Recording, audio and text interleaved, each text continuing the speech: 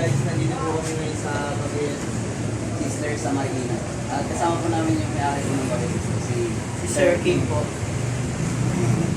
Hi po. Unang tanong po, how is your business? Okay lang naman siya. As of now, 6 years na kami in operation na rin kami.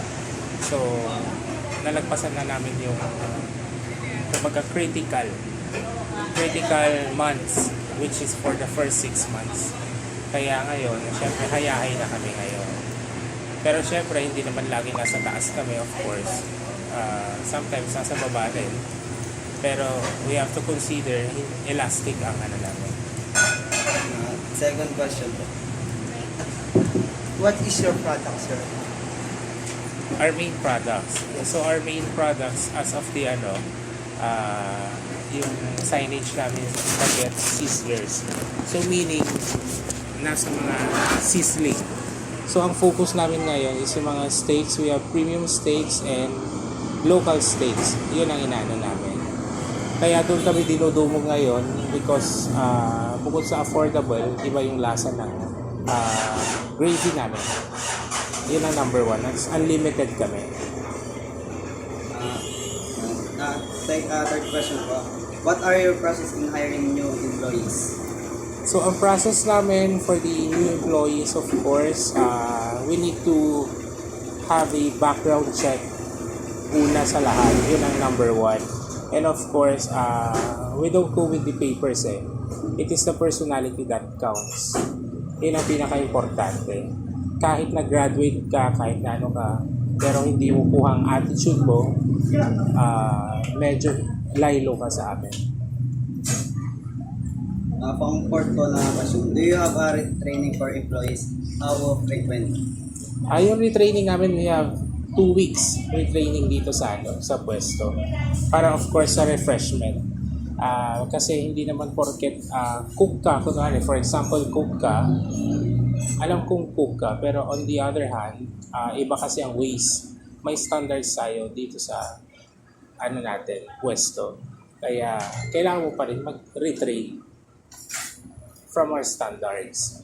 Hindi yung sa standards mo mismo. Yun lang naman. Then, the question, sir, is there any circumstances that you have recalled in your product? What do you mean? Circumstances. Any chances na what? Like, ano sir, yung product niyo parang siguro kung mga nagreklamo. Mga nagreklamo? Hindi natin maiiwasan yan kasi iba-iba rin naman ang taste ng mga tao. Sometimes sa atin, medyo matabang pa, pero sa kanila, maalat na. It is because we have different tastes, opinions, kumbaga.